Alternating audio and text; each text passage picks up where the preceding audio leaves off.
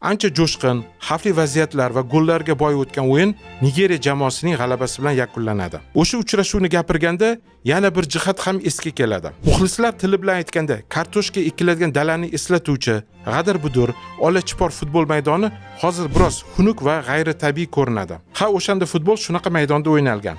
Bugungi sharoitlar gilamdek tekis maydonlar bilan aslo solishtirib bo'lmaydi. Bu ham bir tarix. Oradan 20 kun o'tib 10-noyabrda Lagos shahrida javob matchi bo'lib o'tadi. Mahalliy stadion 60 ming tomoshabin bilan liq to'ladi.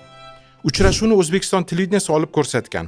O'yinda Nigeriya tarkibida AQSh 94 ga borgan 11 nafar futbolchi zaxira almashtirishlar bilan maydonga tushadi. Toshkentda o'ynamagan, Anderlecht safida Belgiya chempioni bo'lishga ulgurgan 17 yoshli Celestin Babayaro boshlang'ich tarkibda paydo bo'ladi. 82-daqiqada Emmanuel Amuniki kiritgan to'p o'yinda yagona gol bo'ladi va Afrika vakili Nigeriya milliy terma jamoasi 2 uchrashuv natijasiga ko'ra Afro-Osiyo Kubogi g'olibiga aylanadi.